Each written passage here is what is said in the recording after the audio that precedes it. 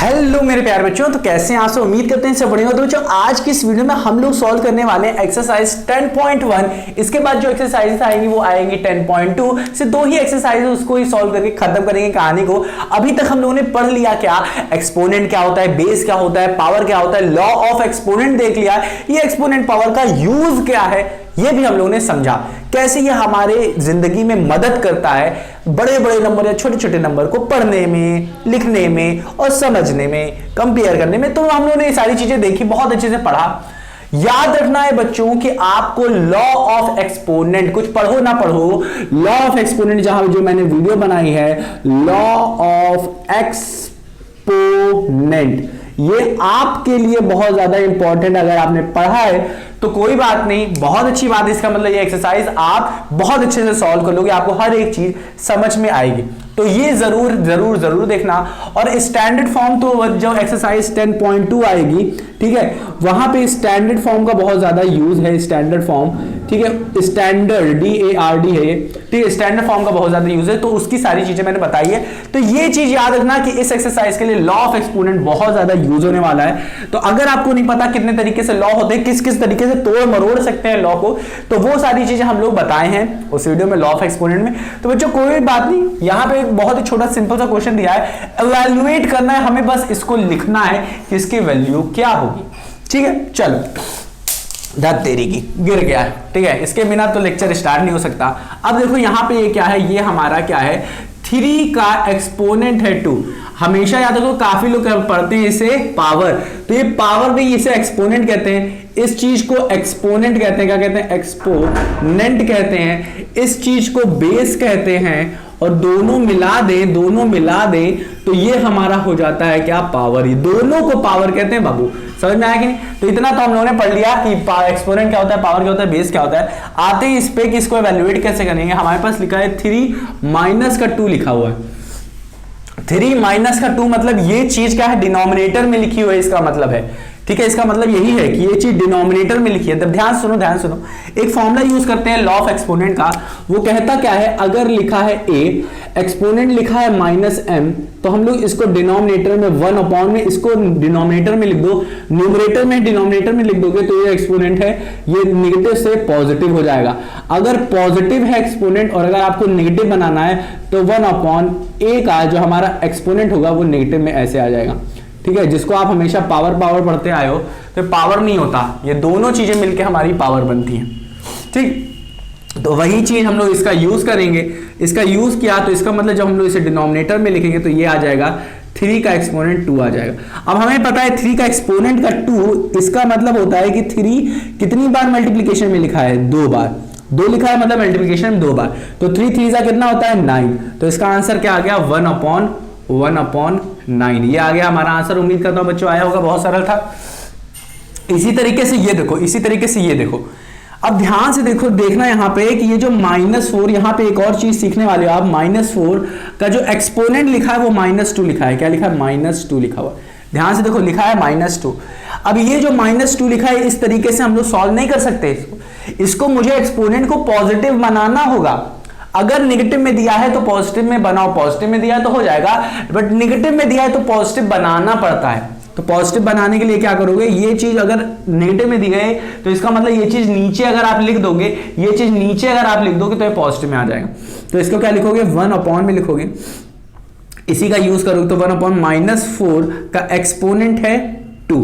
हाँ क्या ना। अब याद रखो, जब भी ये देखो, ये जो ये ऊपर जब भी एक्सपोनेंट हमारा इवन होगा, इवन मतलब जैसे 2, 4, 6, 8, 10 जो कि डिविजिबल बाय 2 होते हैं, अगर इवन होगा, अगर एक्सपोनेंट यहां पे इवन है तो अंदर की जो वैल्यू है, अगर अंदर की वैल्यू हमारी नेगेटिव ही क्यों ना हो, वो तुरंत की तुरंत पॉजिटिव हो जाएगी, तुरंत की तुरंत पॉजिटिव हो जाएगी। जैसे कि दिखाते हैं कैसे हो जाएगी पॉजिटिव। मैं इसे सीधे सीधे ऐसे लिख सकता था, 1/4 का एक्सपोनेंट 2 ऐसे लिख सकता था, क्योंकि ये पॉजिटिव हो जाने वाली है, जो कि आंसर आएगा 1/4। 4 × 4 क्या होता है, 16 हो जाता है। इसका मतलब ये होता है 2 बार लिखा जाएगा मल्टीप्लीकेशन में 4। इसका मतलब 4 4 जा क्या हो जाएगा, 4 4 जा 16, तो 1/16 आ जाएगा आंसर। ये मैं समझाता हूं कि ये कैसे लिखा मैंने, ये समझाता हूं। आप ध्यान से देखो बच्चों, ध्यान से कान खोल के सुनो। एकदम बच्चों आराम से देखो क्या है ये, कैसे मैंने लिखा इसको, ध्यान से सुनो। अगर मैं इसको ऐसे लिखता, अगर मैं लिखता -4 इंटू -4, क्योंकि मैंने क्या किया है, ये सीधा सीधा पॉजिटिव में होगा, जैसे पॉजिटिव हो जाएगा अंदर की वैल्यू लिख सकते हो।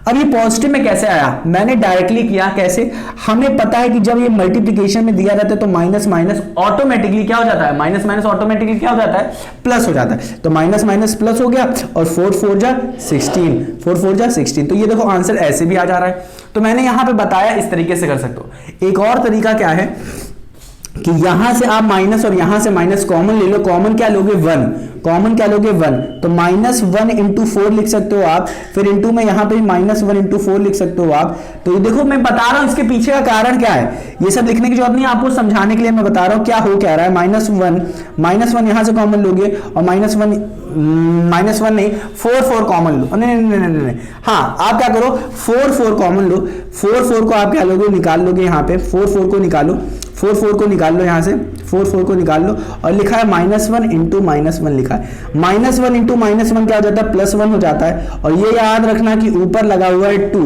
ऊपर लगा हुआ है, नहीं ऊपर अब कुछ नहीं लगा, ऊपर क्या है अब कुछ भी नहीं लगा, ठीक है, वो हमने बांट दिया, ऊपर कुछ भी नहीं लगा, ठीक है ना। ये अब माइनस माइनस क्या हो जाता है, +1 बनने वाला है, मतलब 1 बन जाएगा। तो ये ऑटोमेटिकली हमारा क्या जा रहा है, को 4 कॉमन, मैंने अरे कॉमन है धत्तेरी, कॉमन कैसे ले लोगे, धत्तेरी की कॉमन कैसे ले लोगे, कुछ भी हम बोल दिया, या प्लस में थोड़ी ना। तो यहाँ पे आप क्या करोगे, 4 को एक साथ लिख दोगे, ऐसे लिख दोगे 4 को, और इंटू में आप क्या करोगे -1 इंटू -1 लिख दोगे। ये हमारा बन जाएगा 1, क्योंकि माइनस माइनस क्या हो जाता है प्लस, और 1 इंटू 1 हो जाएगा। इंटू में 4 इंटू 4 लिखो आप यहाँ पे, 4 इंटू 4 लिखो, और ये सारी चीजें क्या है 1 में है, ये सारी चीजें क्या है 1 में है, ये सारी चीजें क्या है 1 में। तो ये जो हमारा ये लिखा है वो 1 में 4 इंटू 4 लिखा है, मतलब ये क्या हो जाएगा 1/16 हो जाएगा, इंटू 1 करो तो 16 आने वाला है, तो ये आंसर आ जाएगा। तो ये क्या हो रहा है इतना याद रखना, अगर ऊपर ये चीज इवन में दिया गया है, और अंदर माइनस दिया गया है, तो वो ऑटोमेटिकली प्लस में हो जाने वाला है। तो इस चीज को आप ऐसे लिख सकते हो, इस चीज को आप डायरेक्टली ऐसे लिख सकते हो। क्या यहां पे आप ऐसे कर लो, क्या लिखोगे -1, यहां पे लिखो -1 इंटू 4 लिखो, और इसको कर दो होल पावर, होल एक्सपोनेंट 1 कर दो, और 1 में लिखो। इसको इस साइड ऐसे कर सकते हो। मैं तरीका बता रहा हूं, कितने सारे तरीके हैं इसको सॉल्व करने के। और फिर क्या कर सकते हो, ये इसको दे दो, ये 2 इसको दे दो, एक्सपोनेंट 2 इसको दे दो, एक्सपोनेंट 2 इसको दे दो। एक चीज पढ़ी होगी आपने, अगर लिखा है ए बी का एक्सपोनेंट अगर ये लिखा है m लिखा है, तो इसको लिख सकते हो, ये इसको भी दे दोगे m, और मल्टीप्लीकेशन में b को लिखोगे और इसको भी दे दोगे m, इस तरीके से बीच में मल्टीप्लाई लगा हुआ है। तो इसको क्या होगा, -m का जो एक्सपोनेंट होगा वो भी 2 हो जाएगा, बट ये 1 में लिखा जाएगा, 1 में लिखा है, अपॉन में है ना, -1 का एक्सपोनेंट हो जाएगा हमारा 2, और फिर हो जाएगा 4 का एक्सपोनेंट हो जाएगा 2। तो -1 का एक्सपोनेंट तो सीधे सीधे हमारा आ जाने वाला है क्या, -1 इंटू -1, हाँ कि ना, ये हो जाएगा हमारा 1 इंटू 4 हमारा क्या हो जाएगा 16, तो 1/16 आंसर आ जाएगा। तो वही चीज हम लोगों ने किया, बहुत ज्यादा समय लिया मैंने इसे समझाने में, तो इसे अब मैं क्या करता हूँ, रब करता हूँ, ठीक है, रब कर देता हूँ। अब आते हैं 4 पे आते हैं, ये तो हमारा आ गया 1/16 आ गया। अब इसमें आते हैं, ये क्या लिखा हुआ है, लिखा है 1/2 का एक्सपोनेंट लिखा है -5। इसका मतलब क्या है, ये क्या है माइनस में, तो माइनस में नहीं सॉल्व कर सकते, क्या करेंगे हम लोग, इसको पॉजिटिव में करेंगे, तो आ जाएगा ये 1 में अपॉन में मैंने लिखा है 1/2 का एक्सपोनेंट कितना आ गया हमारा 5। अब ये आया है, देख रहे हो ना, ये अपॉन नीचे ले लिया, डिनोमिनेटर में ले लिया, न्यूमरेटर में हमने सीधा डिनोमिनेटर में लिया। अब इस चीज को कैसे लिख सकते हो, ध्यान से देखो, 1/, ये है 1/2, इसका मतलब क्या है कि ये जो है 1/2, ये कितनी बार खुद से मल्टीप्लाई है 5 से, तो मतलब मल्टीप्लिकेशन में 1/2 कितनी बार लिखा जाएगा 5 बार। तो 1 2 3 4 5, हाँ कि ना। अब ये 2 इंटू 2 होगा, फिर 2 इंटू 2, फिर इंटू 2, 2 इंटू 2, बताओ 2 इंटू 2 क्या हो जाता है 4, 4 इंटू 2 8, 8 इंटू 2 16, 16 में जैसे 32। तो ये नीचे क्या आ जाएगा 1, फिर आ जाएगा 1 में, आ जाएगा 32, क्योंकि 1 इंटू 1 सब करोगे 1 इंटू 1 तो आने वाला है हमारा 1 ही आ जाएगा। तो आ रहा है 1, ये इसको कैसे लिख सकते हो, 1 डिवाइड हो रहा है, 1 इज डिवाइडेड बाई 1/32, हाँ कि ना, ऐसे ही तो हो रहा है, 1 is divided by 1/32। That means अगर हम लोग इसे चेंज करने चाहेंगे तो आ जाएगा 1 इंटू 32, इसका आंसर आ जाएगा 32। आंसर आ गया हमारा बच्चों क्या, 32 आंसर आ गया, क्या आ गया 32 आंसर आ गया। तो यही है हमारा आंसर। तो बहुत सरल था, कुछ नहीं था, 32 आंसर आ गया, इसका 1/16 आ गया और इसका आंसर आ गया, ये आ गया आंसर। तो उम्मीद करता हूं आया होगा। एवेल्युएट कैसे करते हैं अब हम लोग देखेंगे क्वेश्चन नंबर 2 को, वो भी समझेंगे। तो उन सबको देखने से पहले आप ये याद रख लेना, यहां पे तो कुछ ही लॉ का यूज हुआ है, लॉ ऑफ एक्सपोनेंट को जरूर पढ़ना जो मैंने वीडियो बनाई है, ताकि आपको सारी चीजें क्लियर हो स्टेप बाय स्टेप क्या चीजें हो रही हैं, ठीक है, कौन कौन सा फॉर्मूला कैसे कैसे यूज हो रहा है, उनका फॉर्मूले का यूज क्या होता है, ठीक है, वो एक्चुअल में सही है फॉर्मूला की नहीं, तो वो सारी फील हमने यहाँ पे अच्छे से आपको दिया है। तो उम्मीद करता हूँ क्वेश्चन नंबर फर्स्ट आपको बहुत ही अच्छे तरीके से आया होगा। मिलते हैं अपनी अगली वीडियो में, अगली वीडियो में सॉल्व करेंगे क्वेश्चन नंबर 2। अपना ख्याल रखना और इसको रिवाइज करना मत भूलना। मिलते हैं अपनी अगली वीडियो में।